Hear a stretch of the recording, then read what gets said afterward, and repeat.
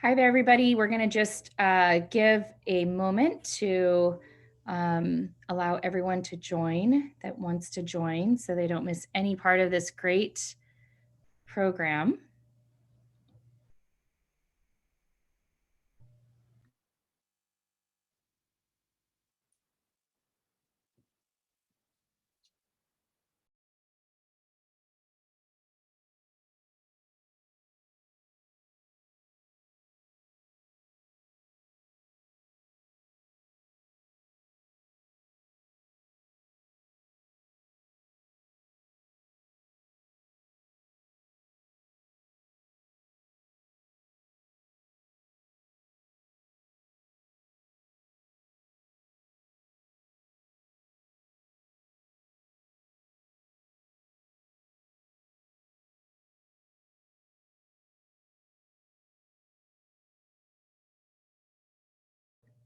All right, to those just joining, we're going to give it a little bit longer. Thank you all for joining us tonight. We are about to get started here.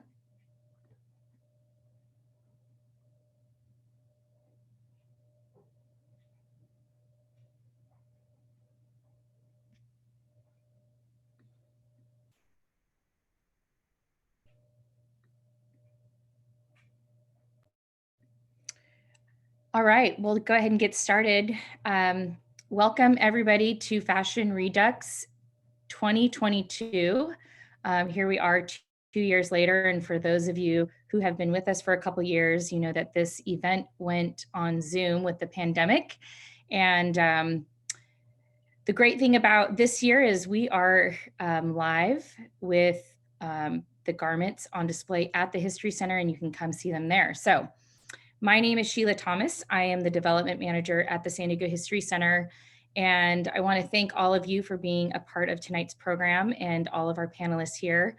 For those of you that are new to us, we operate 2 museums. We have the San Diego History Center in Balboa Park, which is where all of these lovely designs are displayed. And we also operate the the Junipero Serra Museum in Presidio Park. It's that building that a lot of people mistake for the mission. It's actually a museum, and we operate that as well. I would also like to take this time to thank our members, our donors, our trustees, and all who support us. San Diego History Center is a nonprofit organization, so we operate off of donations, and we invite you to become a member or donate to us to support one of the many great programs such as this one. Is this our 12th year or our 13th year doing Fashion Redux with you all? So let's see, we still have people joining now.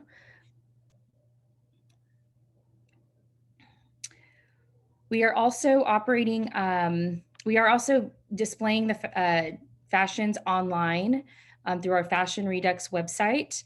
And at the end, if we have time, we're going to go ahead and show you just a sneak peek of what that looks like if you're not able to visit us in person. And then another exciting thing that we're doing tonight throughout the program, go ahead and look at the bottom of your screen. And there is a little tab that says poll or polling. Go ahead and click on that tab and vote for your favorite design tonight. We will be awarding a People's Choice Award as we do every year. And I would also like to welcome our panelists at this time. We have Jeremy Prince with the San Diego History Center. We have Professor Jordyn Smiley. We have designers Cynthia, Ina, and Hanya. So without further ado, I'd like to introduce our collection specialist at the San Diego History Center, Jeremy Prince. Hello, thank you, Sheila. Hi, everyone. Thanks for joining us. I am going to do a little overview, as we say in our staff meetings, a 30,000-foot overview of the 1940s, a little bit of the history, and then a little bit about the inspiration garments. Let me share my screen here.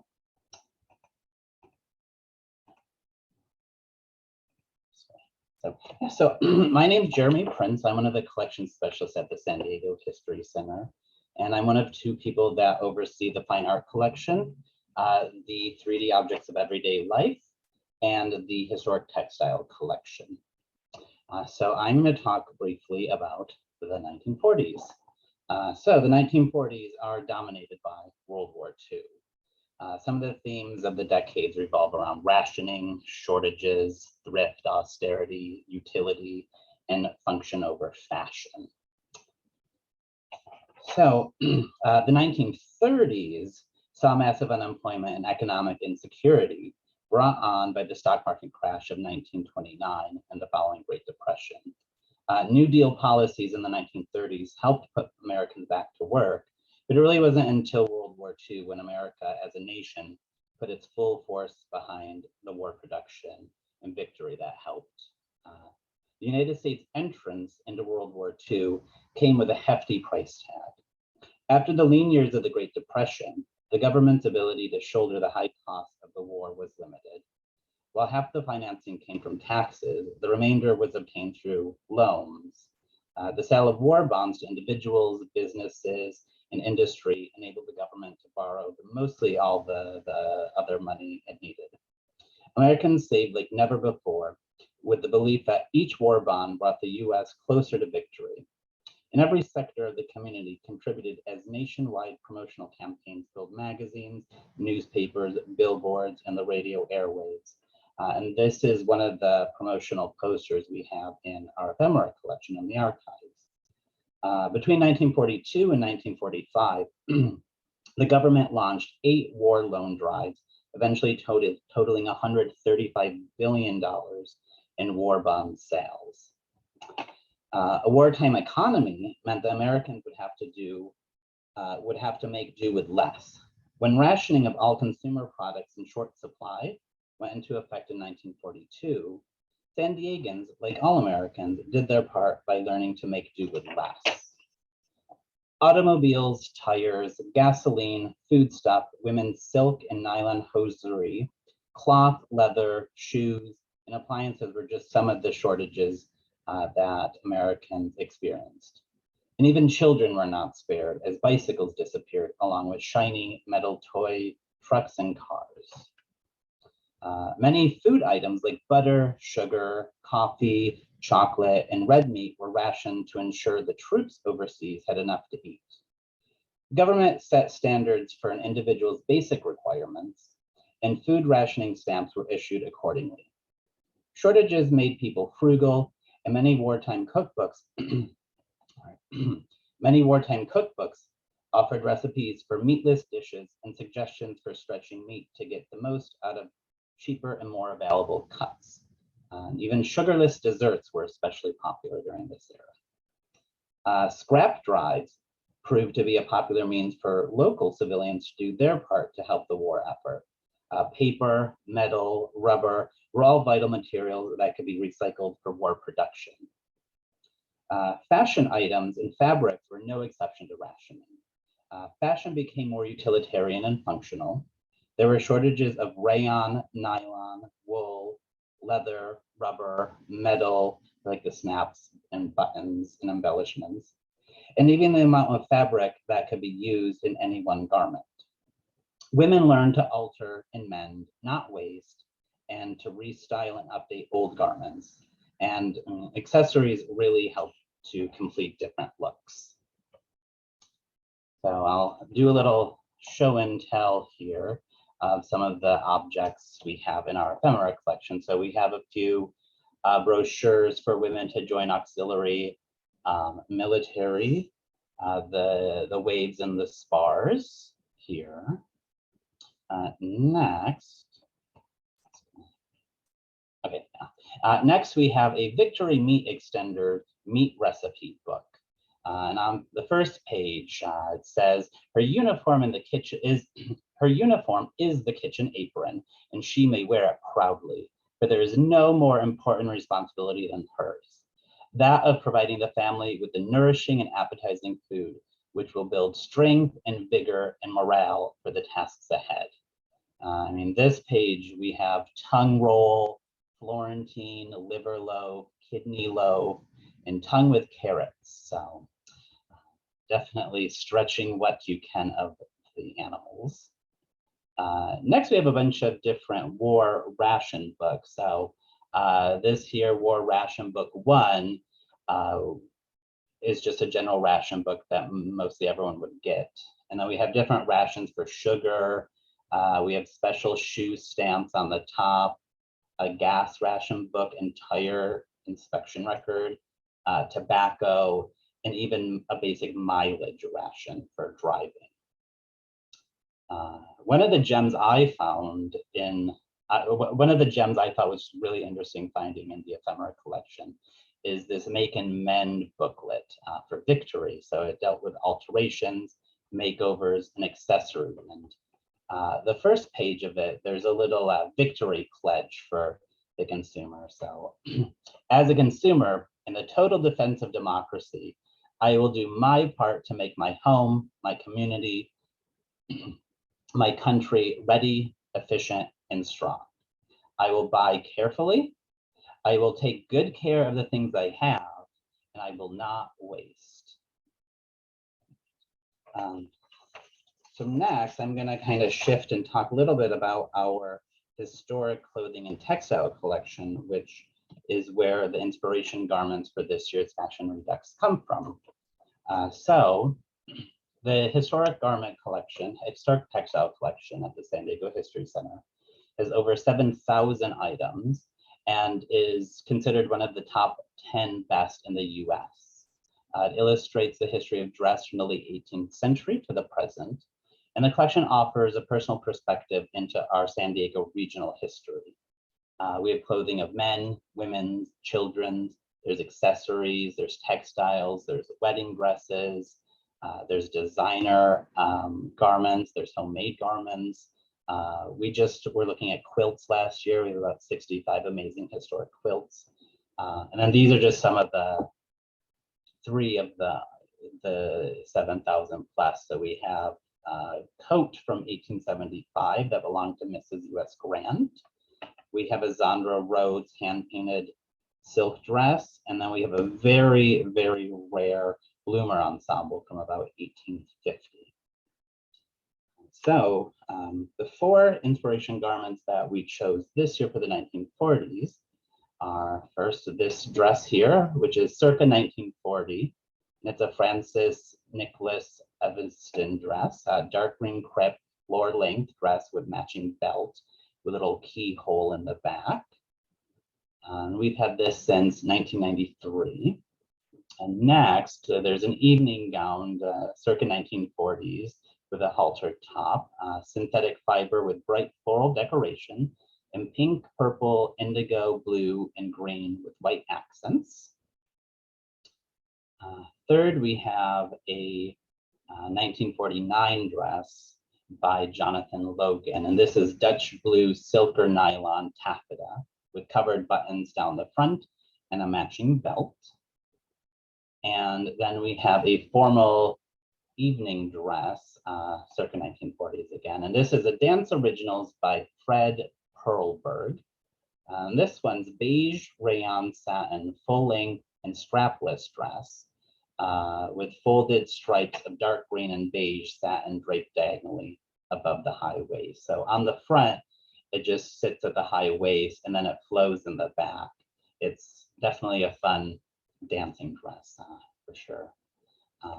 So those are the 4 inspiration garments, and then this is how they look in the exhibit. So we invite you all to come take a look at our 4 inspiration garments and the 3 student original creations at the San Diego History Center. And it's going to be on view through summer 2022. Thank you. I'll hand it back over to Sheila. All right, thank you, Jeremy. Now I'd like to introduce Professor Jordyn Smiley. She's gonna take it away. Sorry about that. Thank you, Sheila. All right, welcome everybody. As Sheila said, we've been doing this for a while. The wonderful collaboration that we have between Mesa and the San Diego History Center. I'm going to talk briefly about the 1940s as far as fashion goes, and then we'll dive right into a question and answer discussion panel with our lovely student designers. So I'm just going to share my screen. All right, can everybody see that? Great, thank you. All right, so in the 1940s, there were pretty much two distinct styles, and it was divided by the war. The decade was literally divided in half, the early part being the war years where things were more conservative and restrictive, frugality was more important. And during the later half, it was a celebration of femininity and glamour and kind of a bringing back to life as we saw it. This translated into two basic silhouettes. In the early part of the 40s, they had the wedge silhouette, which was like an upside down triangle. And in the later part of the 40s, they had the hourglass silhouette with the shoulders and the hips emphasized, and then the very tiny nipped in waist. In the early 1940s, as I said, the emphasis was really on frugality and versatility. Broad shoulders were very popular, a narrow waist, but the bottom part was usually streamlined and slim. Women would use an A-line skirt, but even with the A-line skirt, it would not be incredibly full. The hem was raised from the 30s. It went to just below the knee. This was due mainly to wartime rationing, but also for functionality. Clothing became less about being fashionable and more about being functional. Women's suits took on a sleek military look. Suit jackets had fitted, padded shoulders and rested between the waist and the hip. And overall, this streamlined look was called utility clothing. The women's style was typically hindered a lot by budget and rationing. So there were limited resources, as Jeremy was talking about, and this was due mainly to the war effort. The wool that was very, very popular in women's coats, suits, and dresses was no longer available, or they were limited in how much they could get, and that's because the wool was going to make all the uniforms for the officers. Nylon was being taken away to make parachutes and airplane cords, and this caused a big shortage among women. Nylons became extremely precious, and so to get away with it, what a lot of women would do is they would paint lines on their legs. That's what this woman's doing down here in the bottom corner. Then they also came up with leg makeup. They had salons that would just make up your legs to make it look like you were wearing stockings. It was highly fashionable. Silk was also a precious commodity, and that was because at the time Japan was the main producer of silk, so we began to be cut off from Japan and therefore all the silk.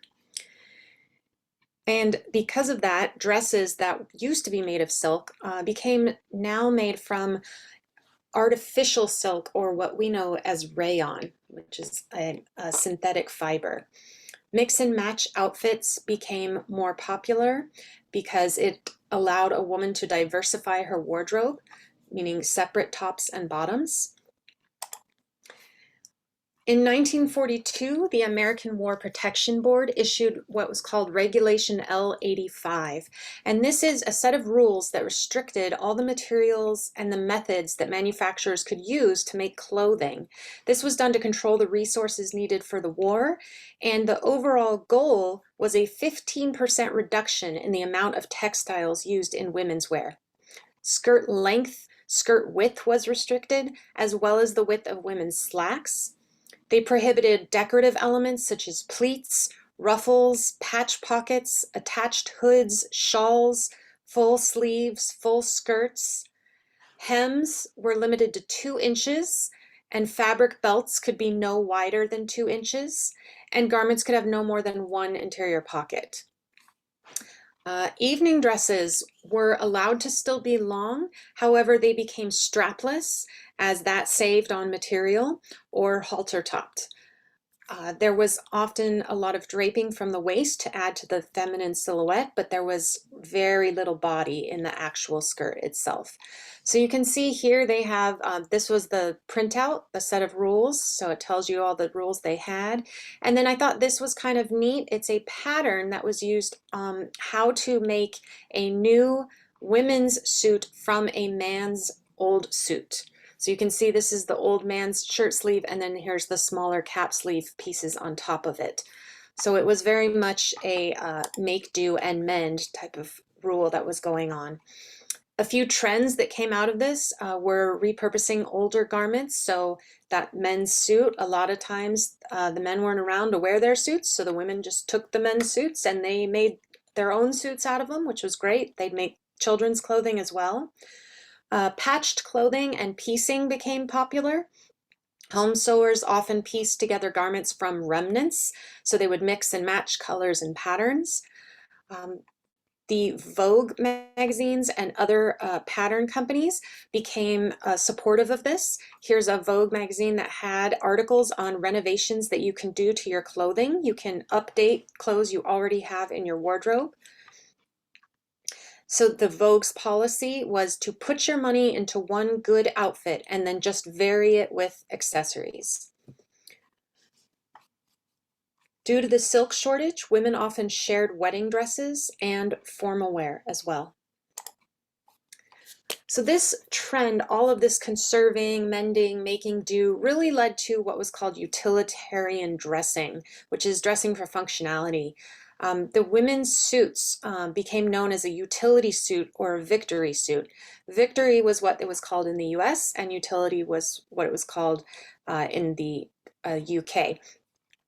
And the suit was practical, versatile. It was often worn as a dress, meaning the woman could wear it to work and then piece it up with a different blouse underneath, add some accessories, and then go out for dinner at night, and it would be perfectly fine. Many women actually wore a suit as their wedding attire instead of an expensive dress, as you can see in this wedding photo right here. The suits had boxy, broad shoulders of the era and little decorative elements that tended to resemble the military styles that were going on in the war. For example, this jacket right here is very similar to the Eisenhower jacket that was very popular with the nipped-in waist and the blousey bottom. This helped give the illusion of volume without using too much fabric. Another style that was popular was the shirtwaist dress. These were very simple in detail. They usually had buttons going from the top to the waist or all the way down to the hem. They had a flared or A-line skirt, but they were very light on fabric quantity, so they fit for the rationing era. The shirtwaist dress, although it was plain, was made fancy by an increase in bold colored fabrics and prints. That's kind of how women had their fun with the fabric that they had in those dresses. So also at this time, a big trend was, since the men were at war, the women started to go to work, and they would work in factories, and they would find that it was not so easy to be working in their dresses. And so then the emergence of pants really grew even stronger. It became more socially acceptable for women to be wearing pants outside of the office as well. This became sportswear-like. Women that would go into factories would often need to tie their hair back, and so snoods and turbans became more popular for their headwear. And the slacks for the women, this was interesting to me. They were often cut high and on the waist, and they would have a single pleat down the front. They were not really tailored to be on a woman's body. They were still very much tailored as men's pants were tailored. So they were not the most flattering pants of the time, even though they were popular.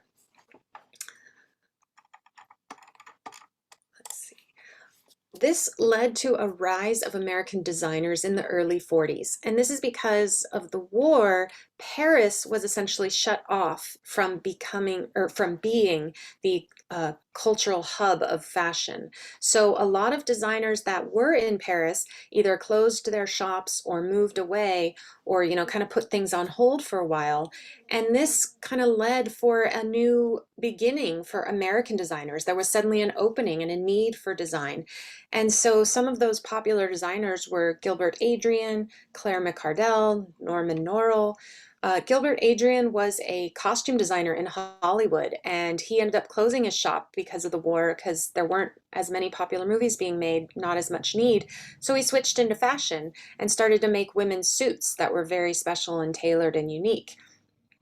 Claire Mccardell is known for making what was called the Popover Dress. This was a utility-themed dress. It was just $7. It sold in the thousands. And this became a very adaptable style that became very, very popular with women. I found this dress interesting because Norman Norell designed it because it was using sequins, which were actually not rationed at the time. So that was how he got to have a little bit of glamour and beauty in the dresses and get around the restrictions. Hollywood also had a huge influence with movie stars modeling the fashions of the time, both in the movies and in their normal lives as well. Katharine Hepburn was known for her sportswear looks, which really increased the commonness of wearing pants throughout. The casual leisure look was very popular. Also, Joan Crawford, Lucille Ball, even Ginger Rogers. This led to a real revolution in sportswear, and casual clothing became much more popular among women to be wearing. All right, so let's switch over to the later 40s. As I said, this was an hourglass silhouette. This really switched to emphasize the feminine shape. There was a tiny cinched waist. Hemlines became longer. Skirts were either very full or slim and pencil-like. And the women's shoulders were no longer broad and boxy, but instead soft and curved. Restrictions became lifted, and that led to a lot of the changes as well. We were allowed to put more fabric into garments, so the skirts became a lot fuller, the hemlines became longer. There were a lot more fabric choices, a lot more colorful patterns being used, contrasting trims, and the biggest of all, nylons were suddenly available again. So here's a picture of women standing in line, overjoyed to be able to buy their nylons again. They just could not wait. One of the most popular styles in the late 1940s was called the New Look, and this was fashioned by Christian Dior. And this came about in 1947. It had that hourglass silhouette with that tiny cinched-in waist. He actually padded a woman's hips to really kind of emphasize the tiny waist and the bigger hips. And at the time, to get this very, very full skirt, he would pleat an enormous amount of fabric into that skirt. This style also became adapted into evening wear of the time. In fact, Christian Dior's skirts were so excessive that they were known to have up to 25 yards of fabric in them just for one single skirt, which was quite excessive.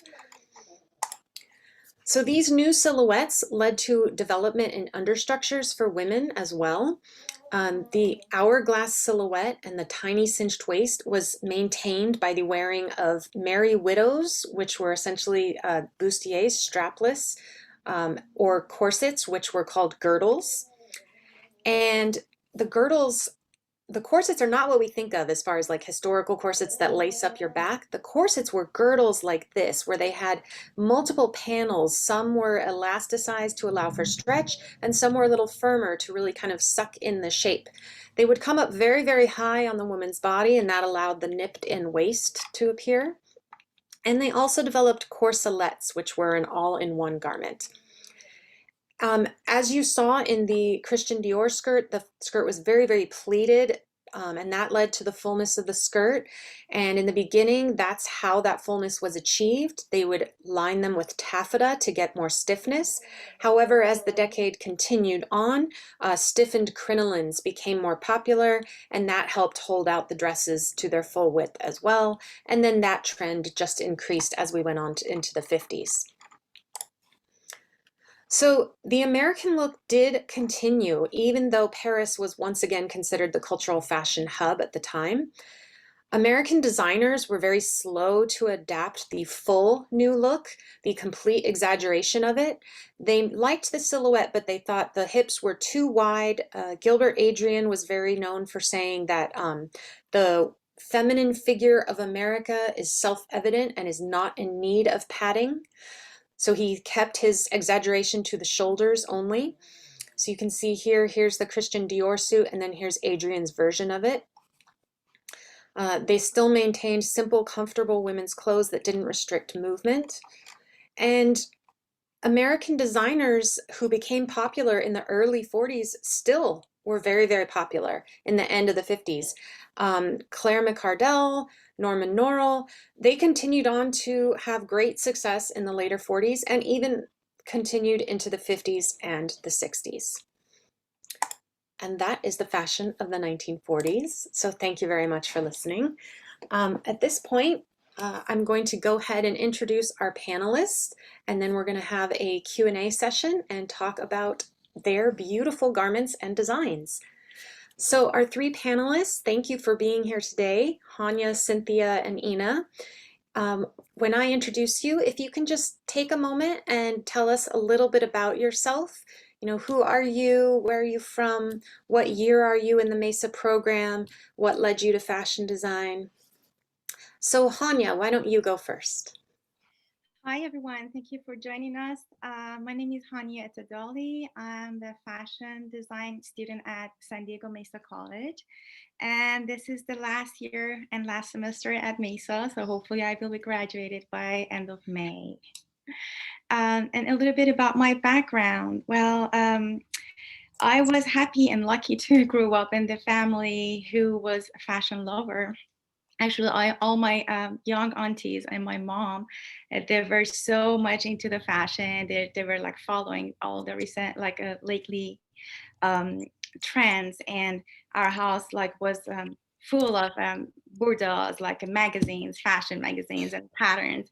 And as the age of 8, when I was at the age of 8, I remember I started to be curious about what my mom doing. She was sewing, and then I just had this chance to play over with the, you know, all the sheets, beach bed sheets, and then covering it and wrapping it out myself and myself dresses, and actually using the fabrics that she was allowing me to use it. So that was a little bit like my excitement about the fashion. And then when I become like a grown up young lady, I just without knowing anything about sewing and designing, out of sudden I just designed a bridal dress for one of my friends, and that was the very first time I did such a thing. And I said, wait a minute, why I'm not doing it? But then because I was living in Iran at that moment, there was no really actual fashion school, and there was nowhere I can just go and apply and, you know, starting doing fashion. So I just lived it by then, and then I just was doing other stuff until I, at 2018, decided to follow my dreams and my passion. And I joined Mesa. Wonderful, thank you. We're lucky to have you. All right, next I'd like to introduce Cynthia.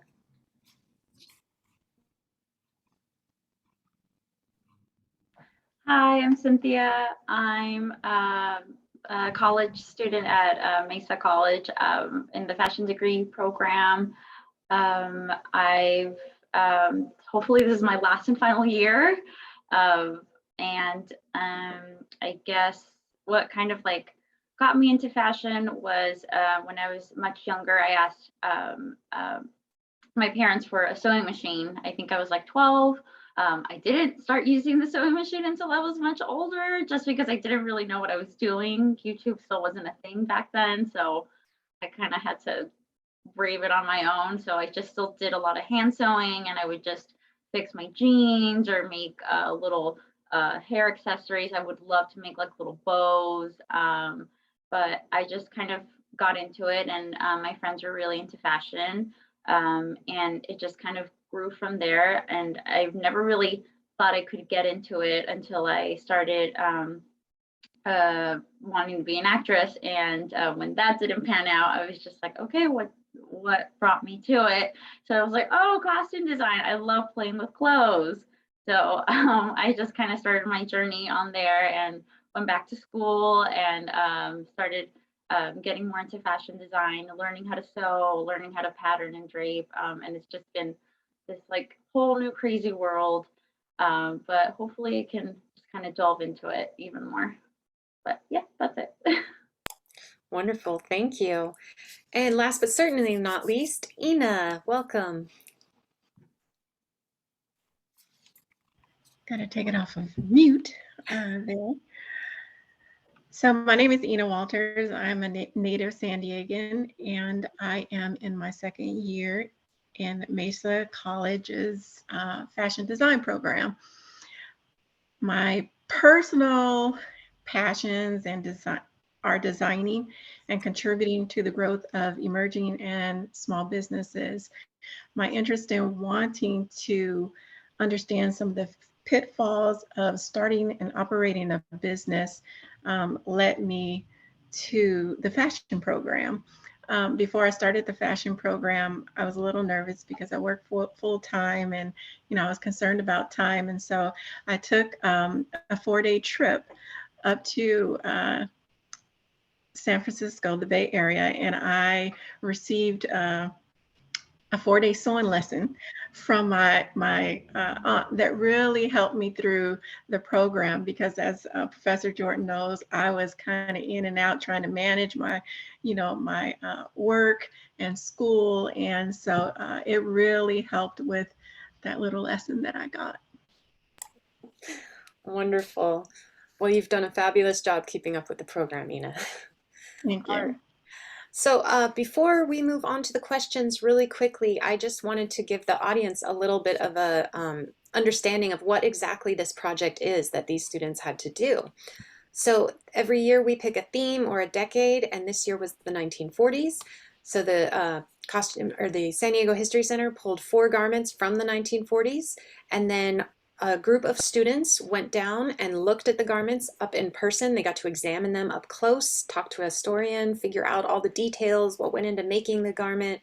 And then they used those garments as inspiration to create their own contemporary design.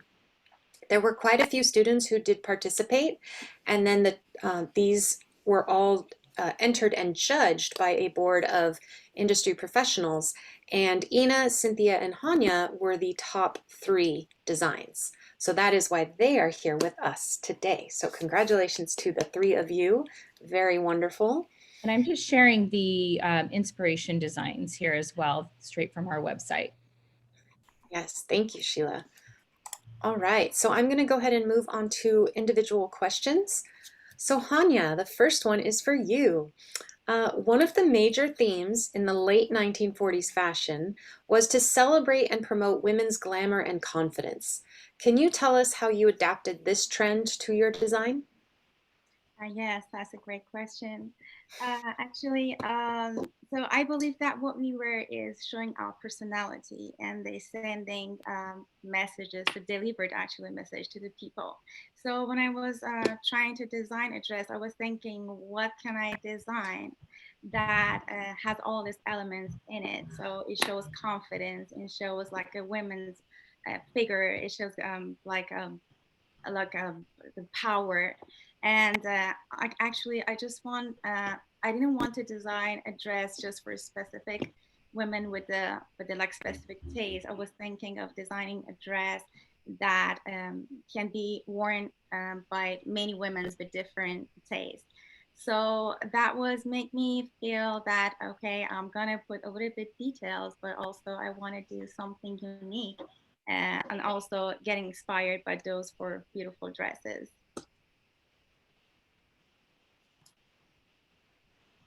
Oops, sorry about that. Forgot I had the mute on. Thank you, Hanya. It truly does come across in your design. That's lovely. Ina, next question. In your designer statement, you mentioned how the color green was extremely important for your design based on your research of the time period. Can you explain why you chose this color and what it represented to you in your design? Well, the love for green has been in the making since the early 1940s, after Germany invaded Poland and the United Kingdom on September 1st, 1939, which was the beginning of World War II. So in the 1940s, it began in complete chaos, disorder, confusion, all synonyms of madness. And although the world is somewhat repeating that history, just like in history, by the time the conflict ended in 1945, as Jeremy mentioned, people were simply tired of the madness that brought so much physical, emotional, and psychological damage that people were ready to move on. And they associated green with hope, growth, life, and prosperity. And if any of you have noticed that green is kind of coming back, because we're kind of simply tired of the chaos and the madness, and we just want to live and grow, and that's it. So that's my Lovely. reason. Thank you, Ina. All right, Cynthia, you're up. So you were inspired by a lot of the small details in the History Center garments rather than the overall silhouettes. So can you talk a little bit about what specific elements that you chose to incorporate into your design from the museum garments and why? Yes, I totally can. So what I chose to incorporate were the fabric covered buttons and also the pleating on the bust. The first thing that kind of inspired me were just the little fabric covered buttons. I don't know why, but for some reason, when I just saw those little small details, it just kind of, I worked my, I guess, my way backwards, and I just kind of went from there and started designing it. I knew I wanted to have them incorporated it in my design. And the pleats actually didn't come until much later when I started draping, and I just started kind of fooling around with the muslin. And I just kind of started saying like, oh wait, I can actually do some pleats, and let's just try that. I thought it looked a little bit better than having the bust gathered, but I just wanted the dress to look just simple, but with just very small, beautiful little details that would make the whole look entirely effortless. I love that, effortless. That's great. Okay, now, Jeremy, I actually have a question for you. Can you explain a little more the process of choosing the garments and then collaborating with the Mesa College students in interpreting them? Yeah, so I'd say this is our highlight each year. I work with my colleague Leilani, who unfortunately couldn't be here tonight. And it seemed that in the past, because this is I think the 12th year, and in the past it's more or less went chronologically through the decades. Last year with the pandemic, uniforms was the theme. And so we thought this year, oh, well, that's weird. Why was the 1940s skipped years ago? I think I may know why. We don't actually have that many garments from the 1940s. So I think we had maybe 6 or 8 garments at the most to choose from. And the colors, the dark green was in a lot of the dresses. The silhouette more or less was the same in most of the dresses also. So there wasn't a lot to choose from this year in our collection. So if anyone has or knows of 1940s dresses, we'd always love to fill in the gaps. But I think we started this project with you, Jordyn, in I want to say like May or June. We start thinking of the theme and what to do.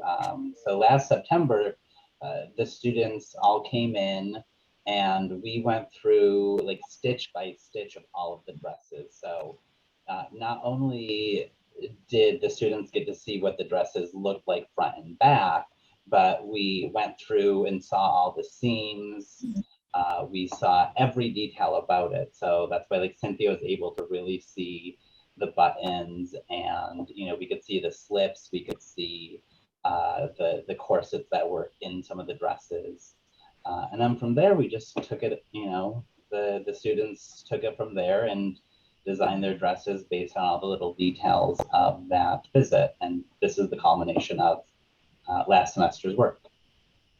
Thank you. Great summary. Okay, Hanya, I'm going to go back to you now. So your dress has a keyhole opening in the back, and that was very significant to your design from the beginning. Can you tell us why were you drawn to that particular feature, and what do you feel that it added to your design? First of all, thank you for asking about the keyhole, because that's my favorite part of the dress. And okay, as I mentioned in the first response, I was thinking of making a dress like for women with different tastes. So thinking of that was make me feel that some people doesn't like to show too much skin. So, and my dress is kind of covered on the sleeves, like on the arms, and is there like a calf length skirt. And I was when I was take a look at all the like 1940s dresses, one of them, I think it was the 1940 actually, circa the kind of the bluish greenish dress. That one has a very small keyhole on the back. But since my dress has a long sleeve and it was not, it's a loose sleeve and it was a long skirt, I was thinking to make that keyhole a little bit like longer and bigger, so it's gonna show a little bit more skin uh, on that dress. And still I was thinking the keyhole is always in style, so it's not gonna be never old, it's always there, it's still unique, you're not seeing it in many dresses, so it has the uniqueness. So that was what I was thinking about designing the keyhole in the back. Great. Well, it turned out very well, so congratulations. All right, Cynthia, next one is for you. I know that you are interested in costume design specifically and the process of designing for a unique character. So I'm curious, when designing your garment for this competition, did you have a very clear image of the person who would wear your dress? And if so, can you tell us about her, like how you wanted her to feel? Yes, I do. Again, the word effortless just kind of popped into my head. I just wanted her to feel feminine, effortless, just basically kind of throw that dress on, just because it is kind of very like simple. And I just wanted her to feel, what's the word? Um, I mean, the main reason I even chose the fabric I chose was because I wanted it to feel nice and silky. I wanted it to feel luxurious. I wanted her to feel expensive, even though she might not have all the money, but just something to make somebody just feel good about themselves. And I kind of wanted to incorporate my style in that.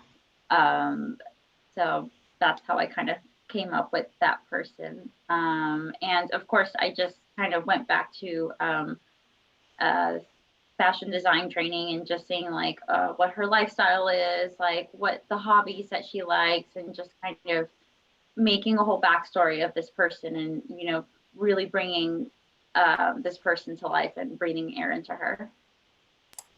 I love that expression, breathing air into her. Very nice. Okay, Jeremy, what were some unexpected discoveries that we came across with the 1940s garments? I think one of the biggest ones for me was in the floral dress. We went through all of the dresses, and for whatever reason, it struck me odd that, I mean, this dress to me clearly screamed homemade.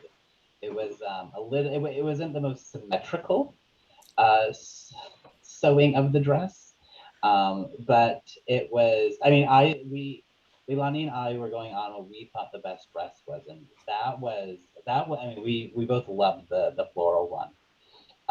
But I guess looking at how it was constructed, definitely did not look like the other three. I think that would be the biggest one for me. But I also, I mean, even up to putting the dresses in the exhibit, I don't know if it was our dress forms or if it was the dresses, but they definitely needed a lot of padding in certain places. So definitely the dress forms that we currently have and we use on all our exhibits didn't really fit the silhouette of 1940s women. I think we ran out of padding in a few. There definitely everything needed slips, everything needed some padding in the chest. It was an adventure, but I guess I was unaware of how 1940s women dresses fit. It's a good point, especially because that is what they did, right? They did pad their hips out and pad them out and the shoulders and everything. So it makes sense that they don't fit the typical bodies that are on the dress forms today. So that was great. And I remember that floral dress, looking at it and seeing how they had kind of patched in little pieces along the waist and everything. It was, in some ways, it was actually a perfect representation of the 40s for that part. Oh, right. It was very much so the mend and make do. So well, so we had to go back and forth point. with you of like, well, is this a 1940s dress? Right. What are the details that are, you know, because we were going off of what, you know, our paperwork said that it was 1940s. And then we kind of had a second guess, well, maybe when we took this in, maybe something was wrong in the process, but I think we did come back around really quickly that no, it's definitely a 1940s dress. It definitely was, yes. Yeah. All right, thank you. Cynthia, I'm going to come back to you. All of the designs this evening chose to focus on evening wear. So I'm curious, for you specifically, how did you decide that was what you wanted to create? Funny thing about that, I felt like I didn't really choose, like the design kind of chose me, if that makes sense. I don't know, after seeing the little details, the design just kind of popped into my head and I just started working on it more. And I don't know, it just kind of came out naturally. And I think that's why I was kind of able to like execute it, I guess. But it's just the fabric is the only thing that gave me the trouble. But everything else, it was a lot of fun working on it. Great. Okay, Hanya, I'm going to come back to you. You're the only designer that chose to work with a fabric that had a subtle print. Can you talk about why you chose the fabric you did and what your experience was like working with it? Yes, sure. So I believe every fabric has its own personality, and silk to me is one of the most beautiful fabric that has existed. It's like natural, is like very lightweight, it's flowy, it's just embrace your body very well, and it drapes very well. So it's not easy to work with it, but it turns out very beautiful. So, and also I would like to show the bodies, like the women bodies curve, and silk is one of the fabrics that can show that very well. So, and the printed fabric, actually, when I was choosing this fabric, actually it was already printed. I just chose it. But then after that, I just realized that it just add more depth and interest to the dress, to the fabric. Also, it has a very good contrast with the sheen, and it's just so pretty when you move. It moves with you, and like all the shiny, beautiful reflection that comes out of the print actually is added more beauty to the dress or to the fabric. And the hard part, you asked about the hardness. Okay, you don't want to know. I do know. That's why I asked you. I know it was a challenge, but I'm very proud of you for making it through. It turned out lovely. Very nice. All right, Ina, I'm going to ask you something now. You seem to be very drawn to the halter style dress from the moment that you spotted it in the History Center. So can you talk about what drew you to that, and then what made you want to have that be part of your design? Does it signify something to you or represent something in your design? Well, and I don't know if the audience can kind of see up close where that flip is, but there's a flip in that halter that I was totally intrigued by. And of course we have halters, but I've never seen one that flipped and wrapped around like that one did. And so that definitely caught my eye, but I was inspired by all of the dresses. And I think that I kind of took a little bit away from each one of them with the pleated waistband, and then the the gathered floor length skirts. So I love them all. Great. I know, I remember you working on that flip, trying to figure out how are they doing that? How did they make it work? But you did it. You did it. Okay, Jeremy, another one for you. How did these 1940s garments come to be in the History Center's collection? So I think all of these garments were donated by women who would have worn the garments themselves. Sometimes we do get objects, artifacts, garments that come to us from the family of someone who recently passed away. But I think all of these were donated actually by the person who would have worn them. Usually for the 1940s, I would say most of the garments, so when someone wants to donate things, we have a few different criteria for accepting a donation. So maybe there were a local designer, maybe it was a really fashionable, not local designer. Depending on the time period, maybe we were trying to go for an encyclopedic approach to garments of this time period. But for the 1940s, I mean, we have tons of military uniforms with San Diego. It's such a military town. So definitely people for the uniforms, definitely people who were stationed here, who worked here, who maybe built their life after the war here. And they donated their uniforms. We would have it for those reasons. But these dresses were all donated by local women who would have worn them back in the day. That's great. And I think especially that was present in that floral dress as we were talking about. That's great. I love that. It really gives them a real history to that when they were actually worn. Yes. Okay, last question for our panelists. And Ina, this one is going to you. You've expressed that you are interested in starting your own business. How do you think that this project helped prepare you for that venture? And how did you use that in incorporating your personal design aesthetic? Well, I am in a Zoom meeting with the San Diego History Center. And so that in itself is to me a win. And so, and I'm speaking with you all. So I see this as definitely a win, a wonderful marketing opportunity. I'm honored and grateful to be a part of. I love listening to all things history. So love how you and Jeremy kind of went through the 1940s and everything. So love that part of it. So marketing one, I've learned that I'm not an expert in all things and that it's okay to seek advice and assistance from those who know best.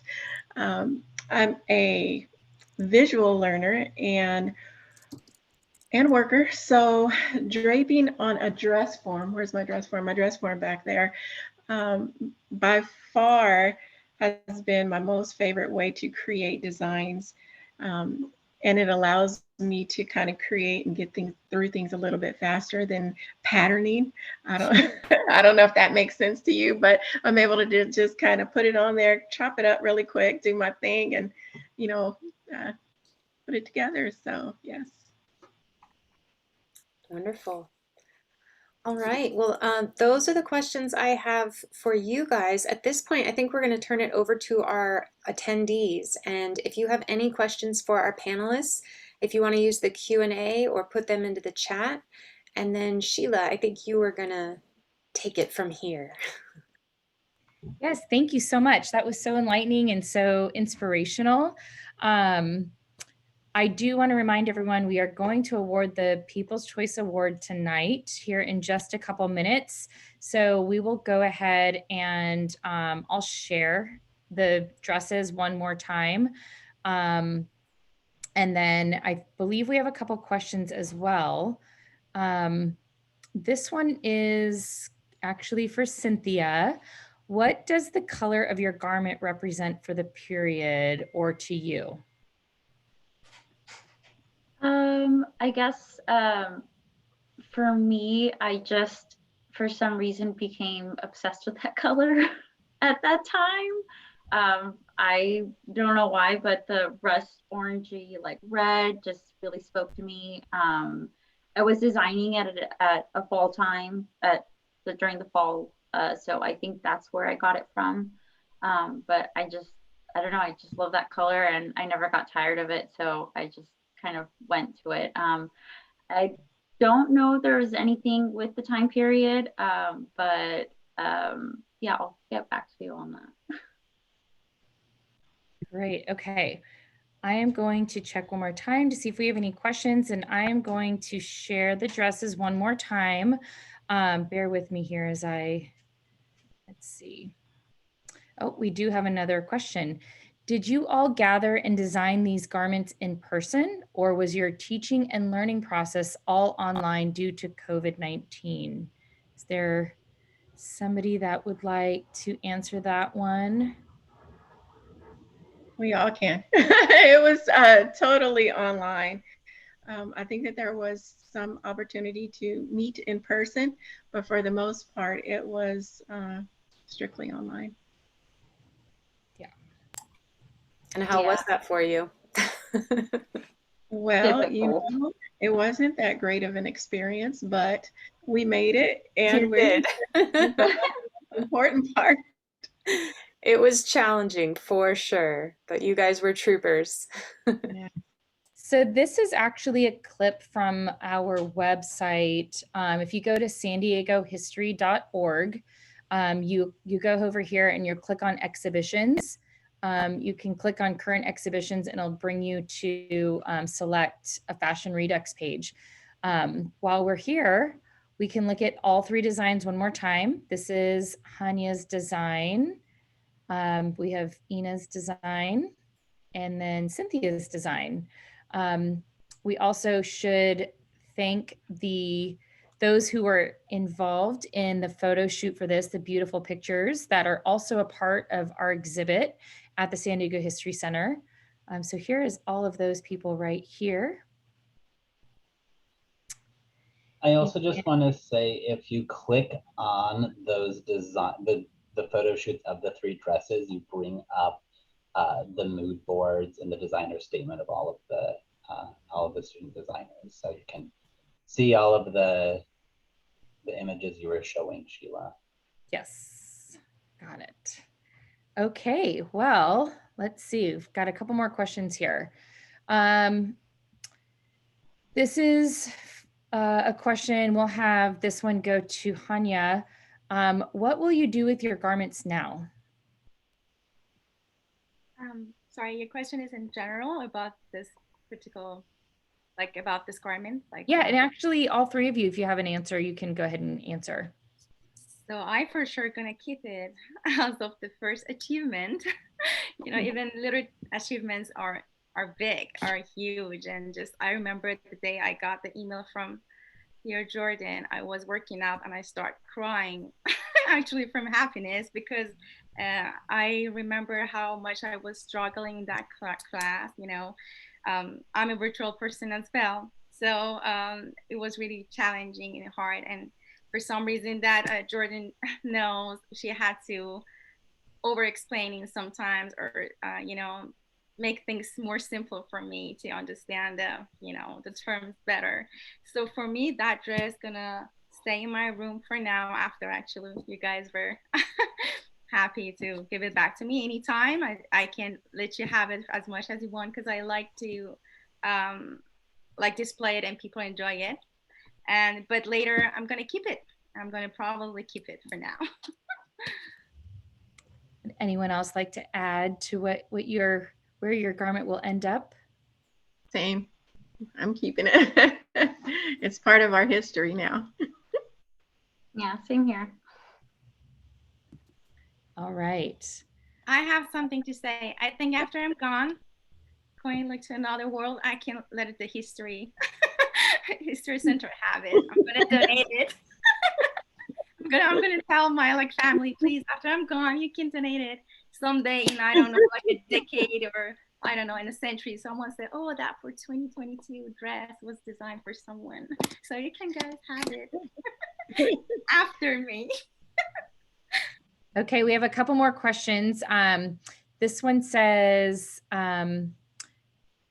do you design clothing you want to wear? Let's have this one go to Cynthia.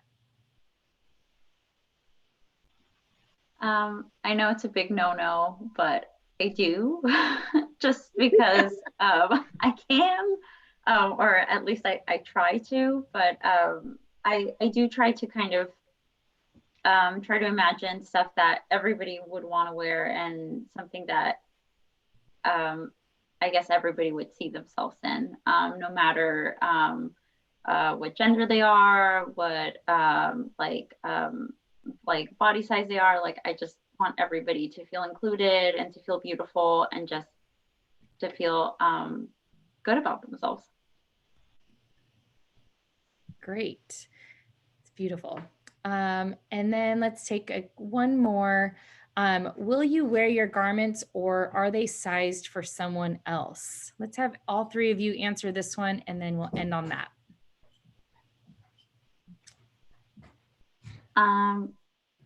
I had it sized, but I just gained a little bit of weight, so I can't wear it anymore.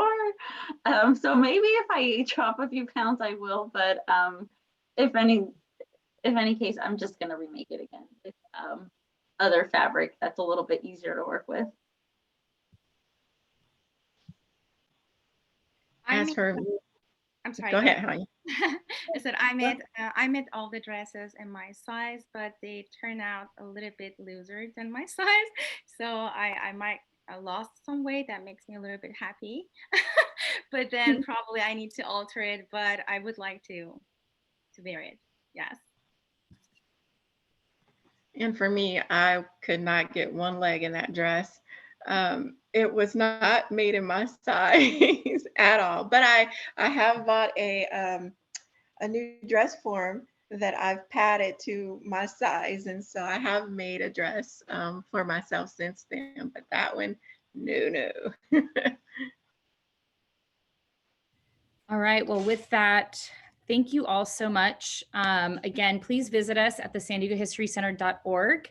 We are also open Friday, Saturday, and Sunday for you to all come in and see all of these beautiful dresses in person, along with our inspiration pieces. So we invite you all to come in, bring your friends and family, and enjoy and celebrate all of these designs. Without any further ado, I will go ahead and show the winning dress for the People's Choice Award. And actually, one more thing before that, I wanted to add that all of the finalists tonight will be receiving a San Diego History Center membership for the year, and also a $100 gift certificate to Sewing Machines Plus. So congratulations, and thank you all for all your hard work and effort. All right, here is the winning design for tonight. It was very, very close. Very, very close. Drum roll, please. We have Cynthia. Aww. So congratulations. All right, anything else? Any last words, Jeremy or Cynthia or Ina, Hanya, Jordyn? Thank you so much. I'm speechless. I go after you. Please. Oh, I just want to say thank you so much for the opportunity, and just for Mesa's fashion program, in itself. I wasn't sure what to expect, but it definitely has exceeded my expectations. And I think that I have a little ADD because I tend to go all over the place. I'm like chasing a butterfly. I'm like, oh my gosh, that's amazing. And so fashion will take you there, and it'll take you all of these places that you didn't intend on going. And behind me, Jeremy, I know you were asking about, so these are designs that I'm currently having. These are actually samples that I had made in India. And the reason why I had them made in India was because I went to local manufacturers here in San Diego, because it was in my mind that, you know, I'm going to design these things and I'm going to have them made locally and, you know, all of those fabulous things. But no one wanted to work with chiffon, and this is poly Georgette, but no one wanted to work with this material. They wanted to do yoga and things that they can quickly cut and sew, and so yeah, so this will be on my website. It's not open yet, but it is ea195 spelled out.com, and so that will be there. And I am having handbags made that 4 of them are ready. They're also being made in India, so I'm looking forward to that. So I'm telling you, this thing, you will be chasing butterflies for days at Mesa's fashion program. So I thank you. I also want to say thank you to Mesa College, all the teachers, professor, and especially to dear Jordyn. I mean, you were so very kind and patient and helpful, and I learned a lot from you, just specifically from you, also from everyone. Like for each time I was in a classroom or I was joining the Zoom, I learned something from all the students. But thank you, Jordyn. You helped me a lot, and I appreciate that very much. I also wanted to have my own line, and I know all the things that I have learned from you gonna be useful someday soon. And congrats to you, Ina. They're amazing. Oh, congratulations to you all. Thank you. Well, thank you all once again for joining us. I hope to see you all at the San Diego History Center soon, and please be on the lookout for any additional events that we are hoping to plan for the future. And have a good night. Goodbye, everybody. Bye.